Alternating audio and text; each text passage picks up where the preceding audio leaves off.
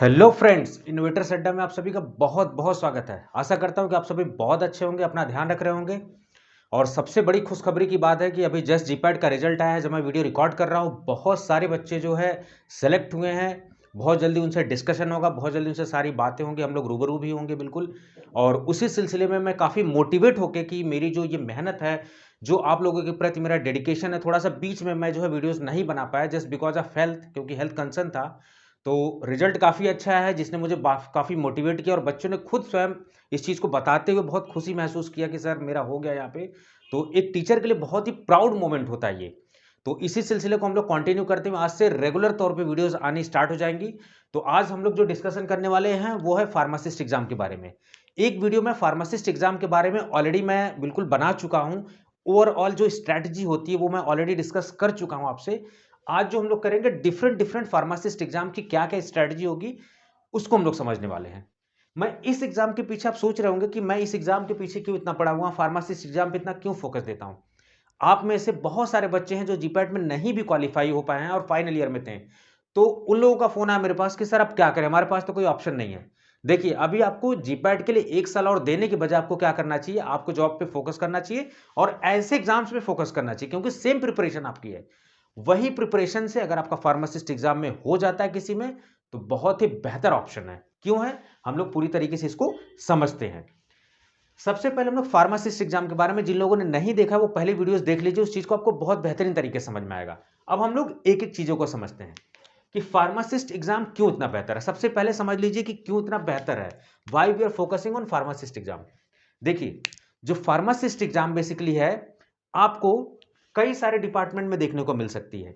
एक central government की job हो सकती है, जो कि पूरे इंडिया लेवल पे आपको कहीं भी आप अपॉइंट हो सकते हो, ठीक है। एक होती है स्टेट लेवल की, ठीक है। एक होती है पीएसयूज, ये PSUs public sector units, PSUs आपने सुना होगा बहुत सारी, भेल गेल ये सब सुना होगा आपने। SAIL, Steel Authority of India Limited, Coal India Limited, Maharatna company, mini Ratna company, Navratna company, ये सब सब कंपनी आपने सुना होगा। वहां फार्मासिस्ट की। प्राइवेट हॉस्पिटल्स में आपने देखा होगा फार्मासिस्ट की, जैसे अपोलो हो गए, आपके मैक्स हो गए, या बहुत बड़े बड़े हॉस्पिटल वहां पर भी आपको देखने को मिलेंगे। उसके अलावा बहुत सारे इंस्टीट्यूट, जैसे सीएसआईआर के इंस्टीट्यूट, आईआईटीज वगैरह, जितने भी नाइपर के इंस्टीट्यूट है, वहां पर भी फार्मासिस्ट की भी रिक्रूटमेंट होती है, क्योंकि वहां पर भी फर्स्ट एड के लिए एक डॉक्टर और फार्मासिस्ट की नियुक्ति होती है। तो सबसे पहले हम लोग समझते हैं कि ये जो फार्मासिस्ट एग्जाम है, सेंट्रल लेवल पे क्या क्या हमारे पास ऑप्शन है। पहले हम लोग समझ लेते हैं कि ऑप्शंस क्या हमारे पास है सेंट्रल लेवल। अब जाहिर सी बात है कि कोई भी एग्जाम होता है तो उसकी एक रिक्रूटिंग एजेंसी होती है। जैसे से for example, I am going to give the exam of civil services, जिसे कहते हैं आईएएस का एग्जाम हम लोग देने जा रहे हैं, आईपीएस का एग्जाम देने जा रहे हैं। तो आईएएस का, आईपीएस का एग्जाम कंडक्ट कराने के लिए कौन सी बॉडी है, UPSC, union public service commission. समझ गया। तो किसी भी एग्जाम को कराने के लिए एक रिक्रूटिंग एजेंसी होती है। उसको, जैसे हमने एग्जांपल लिया किसका, आईएएस पीसीएस के लिए, तो आईएएस में जो जो सेंट्रल लेवल की जॉब है उसको कौन कराता है, यूपीएससी कराता है। उसी तरीके से जो फार्मासिस्ट की सेंट्रल वैकेंसी होती है, सबसे पहले हम लोग समझ लेते हैं वैकेंसी कितनी कौन कौन सी होती है फार्मासिस्ट की, ठीक है। तो यहां से हम लोग समझते हैं, थोड़ा सा समझने की कोशिश हम लोग करते हैं। हमारे पास क्या क्या ऑप्शन है, CGHS, central government health scheme, ये सेंट्रल लेवल की फार्मासिस्ट की जॉब है। पूरे इंडिया में कहीं भी आपकी नियुक्ति हो सकती है। जो सीजीएचएस की डिस्पेंसरी होती है, हॉस्पिटल नहीं होते हैं, डिस्पेंसरीज होती हैं, वहां पे कुछ डॉक्टर्स होते हैं, फार्मासिस्ट होते हैं। तो ये गवर्नमेंट इंप्लॉयज के लिए है, ठीक है। आजकल सीजीएचएस इंपैनल्ड हॉस्पिटल भी हैं, जहां पे सीजीएचएस की सुविधाएं दी जा रही हैं, वो उससे इंटीग्रेटेड है। तो ये सेंट्रल गवर्नमेंट की है। उसके अलावा कौन सी है, ईएसआईसी, कहते हैं ना ईएसआईसी, चिंता से मुक्ति, जिसका आप सुनते होंगे quotation, Employee State Insurance Corporation. मैं सबसे पहले सेंट्रल फार्मेसी जॉब की बात कर रहा हूं, उसके बाद मैं सीजीएचएस फार्मासिस्ट के बारे में डिटेल बताऊंगा। तो वीडियो को ध्यान से देखते रहना है। So first I have discuss about the CGHS. सबसे पहले इसके बारे में थोड़ा थोड़ा आइडिया आपको दे दूं। सेंट्रल गवर्नमेंट हेल्थ स्कीम एक सेंट्रल जॉब है, पूरे इंडिया में कहीं भी सीजीएचएस की डिस्पेंसरी है, वो आपका रिक्रूटमेंट वहां के लिए, आपकी नियुक्ति वहां हो सकती है। जैसे इलाहाबाद है तो इलाहाबाद में, कोलकाता है कोलकाता में, ठीक है, कहीं भी हो सकती है। ESIC, Employee State Insurance Corporation, ठीक है, ये भी सेंट्रल गवर्नमेंट की जगह पूरे इंडिया में कहीं भी आपकी हो सकती है नियुक्ति, ठीक है। उसके अलावा, इसके अलावा और क्या क्या ऑप्शन हो सकते हैं, RRBs, RRBs, railway recruitment board यानी रेलवे फार्मासिस्ट की जो वैकेंसीज होती हैं वो कौन कराता है? रेलवे रिक्रूटमेंट बोर्ड, उसको बोलते हैं आरआरबी। तो आरआरबी फार्मासिस्ट की जितनी भी वैकेंसी होती है, रेलवे जो है वो केंद्र का सब्जेक्ट है, ठीक है। तो सेंट्रली आप कहीं भी नियुक्त हो सकते हो रेलवे फार्मासिस्ट के तौर पे, कहीं भी, जहां पे अगर आप सोचो कि आपकी नियुक्ति हो गई मुंबई में या कोलकाता में हो गई, आपके आसपास कोई रेलवे हॉस्पिटल है तो आप वहां अगर सीट है तो आप वहां ट्रांसफर करा सकते हो। तो जितने भी सेंट्रल गवर्नमेंट है इनपे फायदे बहुत होते हैं, ठीक है। उसके अलावा ये जो आप देख रहे हो वर्ड पैरामिलिट्री फोर्सेस, अगर कोई बंदा जो कि शौकीन है आर्मी में जाने का, तो एज ए सोल्जर अगर नहीं जाना चाह रहा, अगर फार्मेसी कर लिया है तो एज ए फार्मासिस्ट भी हम आर्मी में जा सकते हैं। कुछ लोग ड्रॉप कर रहे थे कि क्या फीमेल्स भी जा सकते हैं। अभी देखो फीमेल्स के लिए कोई प्रोविजन नहीं था, लेकिन अभी क्या हो रहा है कि कमीशंस, अभी आपने देखा होगा कि फीमेल्स को भी फ्रंट बॉर्डर के लिए भी कई सारे कमीशन बन गए हैं, जिसमें कि महिलाओं को भी लाया जा रहा है, ठीक है। तो धीरे धीरे फार्मासिस्ट की पोस्ट में भी महिलाओं को लाने वाले हैं, अब ये प्रोविजन होने वाला है, ठीक है। तो उसमें आ जाएगा पैरामिलिट्री फोर्सेस। पैरामिलिट्री में क्या होते हैं? जैसे आपके जो फ्रंट लाइन फोर्सेज, उसके अलावा जैसे आपकी बॉर्डर पे कौन सी है, आर्मी आपकी लगी हुई है, पैरामिलिट्री में बीएसएफ हो गया, सीएसएफ हो गया, सीआईएसएफ हो गया, सीआरपीएफ हो गया, असम राइफल्स हो गया, इन सब में फार्मासिस्ट की वैकेंसी आती है। ये सब सारी कितनी है? सेंट्रल गवर्नमेंट जॉब में, और अलग अलग एजेंसी। पैरामिलिट्री में अगर सीजीएचएस आए तो सीजीएचएस करवाएगा, अगर रेलवे में आए तो आरआरबीज करवाएगा, सीजीएचएस में आए तो सीजीएचएस करवाएगा, ईएसआईसी में आए तो ईएसआईसी करवाएगा। तो आपको पूरा डाउट क्लियर हो गया होगा कि सेंट्रल गवर्नमेंट फायदे क्या है कि कहीं भी आपका ट्रांसफर हो सकता है। 7th पे कमीशन अभी चल रहा है, बहुत ही अपडेटेड सैलरी आपको मिलती है, 50 से 55 हजार के करीब सैलरी मिलती है। 9 बजे से 2 बजे तक आपकी सैलरी, उसके बाद आप सुकून से, आप चाहे उसके बाद एसएससी की तैयारी करो, चाहे यूपीएससी की तैयारी करो, चाहे किसी भी चीज की तैयारी करो, it is much more beneficial for you. उसके अलावा हम लोग डिस्कस करते हैं कि स्ट्रीट फार्मासिस्ट की अब एक स्टेट वाइज भी होती है। जैसे आप देखते हो कि अभी लेटेस्ट में आपने देखा होगा कि डीएसएसबी फार्मासिस्ट की वैकेंसी आई हुई है। So DSSB means what? Delhi subordinate selection board. ये एक रिक्रूटिंग एजेंसी है जो रिक्रूट करती है फार्मासिस्ट को दिल्ली में। तो दिल्ली में जो फार्मासिस्ट की वैकेंसी नियुक्त करने का ये एक जरिया कौन है? डीएसएसबी। तो डीएसएसबी फार्मासिस्ट की वैकेंसी आई हुई, अभी एग्जाम भी हुआ है, होने वाले भी हैं, तो आप लोग उस चीज के लिए तैयार रहिए। यूपी में फार्मासिस्ट की वैकेंसी आने वाली है 4000 के करीब, तो उसके लिए भी बिल्कुल कमर कस के रखिए कि 4000 वैकेंसी आने वाली है, बिल्कुल छोड़ना नहीं है, ठीक है। उसके अलावा पीएसयूज में जैसे आप SAIL, Coal India Limited, Coal India Limited, Steel Authority of India Limited, GAIL Gas Authority of India Limited, ये सारी पब्लिक सेक्टर यूनिट हैं, इनमें भी फार्मासिस्ट की वैकेंसी आती है। उसके अलावा इंस्टीट्यूट्स, अभी आप लेटेस्ट में जब मैं वीडियो रिकॉर्ड कर रहा हूं तो आप देख रहे होगे कि इसरो में फार्मासिस्ट की वैकेंसी आई हुई है, एम्स की फार्मासिस्ट की वैकेंसी अभी आई हुई थी, ठीक है। तो डिफरेंट डिफरेंट इंस्टीट्यूट, सीएसआईआर में फार्मासिस्ट की वैकेंसी आई हुई है, और उसके अलावा प्राइवेट सेक्टर तो है ही।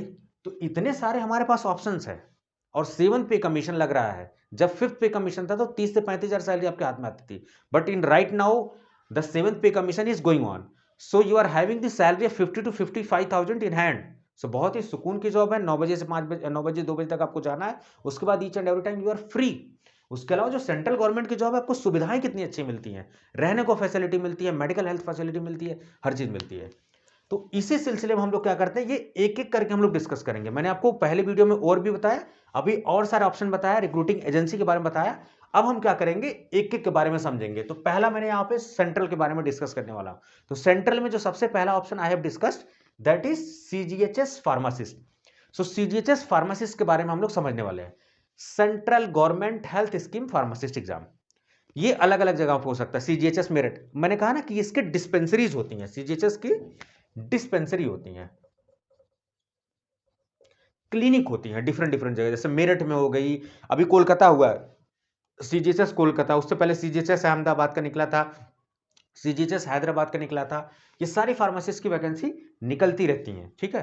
अब कुछ लोग कहते हैं कि सर एक ही सीट होती है, 5 सीट होती है, 10 सीट। मुझे आप एक सवाल का जवाब दीजिए कि सीट, आपको सीट क्यों एक चाहिए?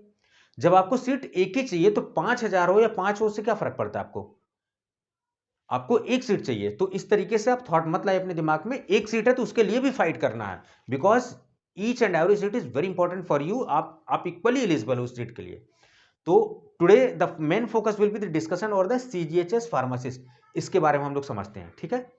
वीडियो ज्यादा लंबी ना हो इसलिए थोड़ा सा फटाफट बता रहा हूं इसको मैं। सीजीएचएस फार्मासिस्ट मैंने इसके बारे में बता दिया क्या है। देखिए इसकी एलिजिबिलिटी क्या है, डिप्लोमा वाला बंदा भी दे सकता है, बी फार्मा वाला भी बंदा दे सकता है, ठीक है। तो लिखा रहता है कि एलिजिबल कैंडिडेट्स, में डिप्लोमा इन फार्मेसी या फिर बैचलर इन फार्मेसी। उसके अलावा लिखा रहता है रजिस्टर्ड फार्मासिस्ट। तो अगर स्टेट की वैकेंसी होगी तो registered with Madhya Pradesh pharmacy council, registered with Haryana pharmacy council. इसका क्या मतलब हुआ? इट मींस कि वो वैकेंसी उसी स्टेट के लिए हो गई। अगर ये लिखा हुआ कि registered with pharmacy council of India act या पीसीआई एक्ट 1948, तब समझ लीजिए कि आपको जो है ये सेंट्रल लेवल की वैकेंसी है, या फिर स्टेट में भी कोई भी ओपन वैकेंसी कोई भी भर सकता है। ठीक है, तो डिप्लोमा चाहिए या B pharma plus registered pharmacist. थोड़ा सा इसमें प्रॉब्लम की बात है कि इसमें एज की क्राइटेरिया जो है गड़बड़ दी हुई है। जो जनरल की कैटेगरी की है 25 साल, 25 ईयर है। अगर कोई बंदा जनरल कैटेगरी से है तो 25 साल तक ही इस एग्जाम को दे सकता है। उसके अलावा अगर ओबीसी है तो 25+3। उसमें लिखा रहता है एज पर गवर्नमेंट रिलैक्सेशन। तो गवर्नमेंट की रिलैक्सेशन पॉलिसी आप पढ़ोगे तो ओबीसी के लिए there is relaxation of 3 years. तो 25+3 28 ईयर्स तक आप जो है बिल्कुल 28 ईयर्स तक आप, कैमरे के पास थोड़ा सा कुछ प्रॉब्लम हो रही थी तो उसको मैंने सही किया। 28 ईयर्स तक आप जो है फार्मासिस्ट का एग्जाम दे सकते हो अगर आप ओबीसी कैटेगरी में हो। लेकिन अगर वहीं आप SC ST से हो तो +5 हो जाता आपके लिए। ठीक है, तो थोड़ा सा जनरल कैटेगरी के लिए एज का कंसर्न हो सकता है, क्योंकि यूपीएससी जैसे एग्जाम में भी 32 ईयर्स है, लेकिन यहां पे 25 ईयर्स है। तो इस पे हम लोग बाद में बात करेंगे। इस इश्यू को हमको रेज करना है कि 25 ईयर्स क्यों इतना कम रखा गया है। ठीक है, ये थोड़ा सा कंसर्न का विषय है, इट्स अ कंसर्न सब्जेक्ट। क्योंकि जब यूपीएससी जैसे एग्जाम में 32 ईयर्स है, then why here 25 years only. तो इसके बारे में हम लोग बाद में डिस्कस करेंगे ये सारी चीजें। अब ये जो पूरा एग्जाम होता है वो होता है जनरल सीजीएचएस में 2 पार्ट में एग्जाम होता है। एग्जाम की क्राइटेरिया आप समझ लीजिए, एक होता है 40 क्वेश्चन, एक होता है 60 क्वेश्चन। यानी कि टोटल आपके पास कितने क्वेश्चन आने वाले हैं? 100 क्वेश्चन। 100 क्वेश्चन 120 मिनट, 2 आवर्स का मतलब 120 मिनट। 100 क्वेश्चन 120 मिनट में, यानी कि आपको 1 मिनट से ज्यादा मिलने वाला है। 120 मिनट में 100 क्वेश्चन करने हैं, 1 मिनट से ज्यादा आपको मिलने वाला, और it's a quite sufficient time. तो आप आराम से इसको इजीली कर सकते हो। निगेटिव मार्किंग बिल्कुल नहीं है, तो इसलिए परेशान होने की जरूरत नहीं है। लेकिन अभी रिसेंटली सीजीएचएस इसका हुआ है, सीजीएचएस कोलकाता का एग्जाम हुआ है, उसमें केवल उन्होंने सारा फार्मेसी का उठा के दे दिया 100 नंबर का, और निगेटिव मार्किंग भी रख दी। तो देखिए जो एक जनरल पैटर्न है, अब उनके ऊपर वो डिसीजन ले सकते हैं, कंसर्न अथॉरिटी वही है। ठीक है, तो जनरली सिलेबस ये होता है, लेकिन अभी सीजीएचएस में थोड़ा सा बदला हुआ पैटर्न दिखा हुआ है, तो आप इसको मान के ही प्रिपरेशन करना। ठीक है, बाकी अगर ये आएगा तो कोई दिक्कत नहीं है खाली। तो 40 क्वेश्चन जो हमारे फार्मेसी से आने वाले हैं। मैंने आपको बताया कि सारा जो सिलेबस है वो डिप्लोमा और बी फार्मा, क्योंकि एलिजिबिलिटी डिप्लोमा भी है बी फार्मा भी है, तो आपको ये जो सिलेबस है खाली बी फार्मा नहीं उठा के दिया जाएगा, ऐसा सिलेबस दिया जाएगा जो डिप्लोमा में भी होगा। तो आप देखो, pharmaceutical chemistry diploma B pharmacy दोनों में है, बायोकेमिस्ट्री डिप्लोमा बी फार्मेसी दोनों में है, pharmacology toxicology diploma B pharma दोनों में है, human anatomy and physiology diploma B pharma दोनों में है, HECP कम्युनिटी फार्मेसी जो है आपकी HECP डिप्लोमा में है, आपके पास होगा, आपको पता होगा ये। ठीक है, drug store and business management DSBM diploma में आप पढ़ते हो, उसके बाद हॉस्पिटल एंड क्लिनिकल फार्मेसी। तो आप सिलेबस देख रहे हो, बहुत ही आसान सब्जेक्ट, ज्यादा कुछ है नहीं इसमें। और इसमें भी क्या क्या पर्टिकुलरली पढ़ना है इस सब्जेक्ट में, आप पहले वीडियो में देख लेना कि फार्मास्यूटिकल केमिस्ट्री में क्या क्या पढ़ना है, बायोकेमिस्ट्री में क्या क्या पढ़ना है, वो मैंने डिटेल में बनाया हुआ है। ठीक है, तो ये 40 क्वेश्चन हम आराम से कर सकते हैं। अब 60 क्वेश्चन ये रहे बच्चे। देखो इसमें तो सब लोग ज्यादातर जानेंगे, लेकिन कंपटीशन हमारा यहाँ है, क्योंकि एज ए फार्मासिस्ट हम लोग फार्मेसी वाले, हमें जीके से ज्यादा कोई दुनियादारी मतलब नहीं होती। लेकिन कुछ बच्चे होते हैं जो बहुत अवेयर होते हैं, तो उनका जीके स्ट्रांग होता है। तो अब जीके में क्या आ सकता है? करंट अफेयर्स, कि हाल ही में कौन प्रधानमंत्री नियुक्त हुआ है, या फिर कहाँ के राष्ट्रपति ने अभी रिसेंटली दौरा किया है, कोई न्यूज अभी रहा हो कि ज्वालामुखी अभी कहाँ किस जगह फटा है, वो इस तरीके की न्यूज, करंट अफेयर्स। साइंस में आपसे पूछा जा सकता है कि सीएनजी की कंपोजिशन क्या है, एलपीजी की कंपोजिशन क्या है, ये सारी चीजें आपसे पूछी जा सकती हैं। स्पोर्ट्स के बारे में पूछा जा सकता है कि ये स्पोर्ट अवार्ड अभी किसको मिला है, राजीव गांधी अवार्ड किसको मिला है, खेल रत्न अवार्ड किसको मिला है, ये सारी चीजें, पुरस्कार, सारे जितने भी अवार्ड्स हैं वो सब पूछे जा सकते हैं आपसे। उसके अलावा जीएस में हिस्ट्री, ज्योग्राफी, पॉलिटी, इकोनॉमिक्स, ये सब चीजें आती हैं। तो इतना ज्यादा आपको डिटेल पढ़ने की जरूरत नहीं, थोड़ा थोड़ा बस पढ़ लेना। ठीक है, तो ये वाला कवर हो जाएगा पार्ट आपका 20 नंबर, 20 नंबर इज देयर। उसके अलावा लॉजिकल रीजनिंग, इसमें coding, a equal to 20, b equal to a, then a b c d equal to what, so coding questions will be there, analogy questions will be there। ठीक है, coding के कुछ questions होंगे, कुछ analogy के questions होंगे। उसके अलावा परसेंटेज के क्वेश्चन, ये सारे 10th बेसिस के होंगे। जो आपकी रीजनिंग होगी, मैथ होगी, that will be of 10th standard. Understand. तो परसेंटेज के क्वेश्चन कि 20 100 का कितना परसेंट है, 50 इसका इतना परसेंट है, बहुत सिंपल आते हैं क्योंकि 120 मिनट में सब क्वेश्चन बहुत टिपिकल आपको नहीं देने वाले हैं। ठीक है, रेशियो के क्वेश्चन आ जाएंगे कि a इक्वल टू 3/5 तो b इक्वल टू इतना, तो then a equal to b equal to क्या होगा, इस तरीके से क्वेश्चंस आपके पास आएंगे। प्रॉफिट लॉस के क्वेश्चन आएंगे, डिस्काउंट के क्वेश्चन आएंगे कि इतने का सेलिंग प्राइस, इतने का कॉस्ट प्राइस उसका था, फिर उसके बाद सेलिंग प्राइस था और कितना उसको डिस्काउंट हुआ, कितना इतना डिस्काउंट बाद कितना फायदा हुआ, कितना नुकसान हुआ, वो सब चीजें। टाइम एंड डिस्टेंस, ट्रेन का क्वेश्चन आ गया टाइम एंड डिस्टेंस का कि एक ट्रेन है इस पोल को क्रॉस किया, इस तरीके से वो सब सारी चीजें। ठीक है, और उसके बाद टाइम एंड वर्क कि एक मजदूर इतने दिन में ये काम करते हैं तो एक बच्चे और एक मजदूर मिलकर कितने दिन में काम करेंगे, इस तरीके के क्वेश्चन। तो 20 क्वेश्चन यहां से भी हमारे हो गए। लास्ट 20 क्वेश्चन कहां से आएंगे, हिंदी और इंग्लिश। क्योंकि देखिए अगर साउथ इंडिया के बच्चे कुछ बैठ रहे हैं या फिर आपके ईस्ट के बच्चे उधर ज्यादा बैठ रहे हैं, तो यहाँ पे देखो थोड़ा सा साउथ इंडियन, अब जाहिर सी बात है कि बच्चे जो हैं वो इंग्लिश प्रेफर करेंगे, उन्हें हिंदी इतनी अच्छे से नहीं आती, तो वहां पर ऑप्शन दिया गया ताकि पार्शियलिटी ना हो। तो अगर आपके पास ऑप्शन रहता है, अगर आप चाहो तो हिंदी प्रेफर कर सकते हो, आप चाहो तो इंग्लिश प्रेफर कर सकते हो। कहीं कहीं ये ऑप्शन नहीं होता, खाली इंग्लिश दे दिया, जैसे सीजीएचएस हैदराबाद खाली इंग्लिश ऑप्शन दे दिया था, अहमदाबाद वाले में दोनों में ऑप्शन दिया हुआ था। तो इसमें one word substitution, synonyms, antonyms, ठीक है, इडियम्स, फ्रेजेस, कॉम्प्रिहेंशन, एक पैराग्राफ दे दिया जाएगा, उससे क्वेश्चन दे दिए जाएंगे। तो आप समझ रहे हो कि ये पूरा ओवरऑल सिलेबस है। कट ऑफ क्या, मैं आपको बता देता हूं। कट ऑफ इसके करीब आप समझ लो कि अभी धीरे धीरे टाइम बहुत ज्यादा टिपिकल होते जा रहा है एग्जाम। तो अभी रटने की जरूरत नहीं है, चीजों को समझना और स्मार्टली काम करना है। तो जनरली अभी आप 6 महीने पहले देखोगे तो 75 to 80% कट ऑफ जाता था, लेकिन अभी 80 to 85% के करीब कट ऑफ जा रहा है। यानी कि 100 में से एटलीस्ट आउट ऑफ 100 80 to 85 इस आपकी कट ऑफ जो है जा रही है 80 से 85 के करीब। सो ये भी ध्यान रखना में, तो 80 आप मान के चलो कि 80% cut off will be there, क्योंकि यहाँ निगेटिव मार्किंग नहीं है। अगर निगेटिव मार्किंग होती तो cut off will be down 75 के आसपास होती, बट अभी निगेटिव मार्किंग नहीं है। कहीं पे निगेटिव मार्किंग होने किया हुआ है तो आप बिना निगेटिव मार्किंग के ही अज्यूम करके चलो, यही ओवरऑल सिलेबस आपका होने वाला है। ठीक है, ये सारी चीजें। बाकी जो नेक्स्ट वीडियो आएगी उसमें ये एसआईसी का समझा दूंगा, फिर रेलवे का समझा दूंगा, फिर स्टेट का समझा दूंगा। तो इस तरीके से वीडियो जो आती रहेंगी, तो आप बिल्कुल, अगर आपका जीपैट में नहीं हुआ तो जीपैट आपकी जिंदगी नहीं है। ठीक है, आपको इस पे फोकस करना है कि जो आपके जीपैट की प्रिपरेशन है उसमें थोड़ा सा फिनिशिंग कर देना है, आपको फार्मासिस्ट की नौकरी मिल जाएगी। तो परेशान नहीं होना, अपना एक साल वेस्ट नहीं करना है। अगर इसमें भी नहीं होता तो प्राइवेट जॉब करते रहना, अपना टाइम वेस्ट बिल्कुल नहीं करना है। तो आशा करता हूं कि ये चीज़ आपको समझ में आई होंगी, कुछ वीडियो आपके लिए बहुत ही बेनिफिशियल होने वाली है। तो इसको ज़्यादा से ज़्यादा अपने दोस्तों के साथ शेयर करिए, इसको देखिए पूरा लास्ट तक, और कमेंट बॉक्स में कमेंट करिए कि आपको और भी किस तरीके की वीडियो चाहिए। बाकी जो टॉपिक्स के वीडियोस हैं वो रेगुलरली अब आपके आने वाले हैं। अभी तो जीपैट के एग्जाम थे, तो जो बच्चे फाइनल ईयर में थे उनके लिए मैंने फटाफट वीडियोस बना दी। तो अभी क्या है कि बहुत सिस्टमेटिक वे में वीडियोस आने वाली हैं। तो आशा करता हूँ कि आपको ये वीडियो सारी समझ में आई होंगी। अपना बिल्कुल ध्यान रखिए, मुस्कुराते रहिए। नमस्कार।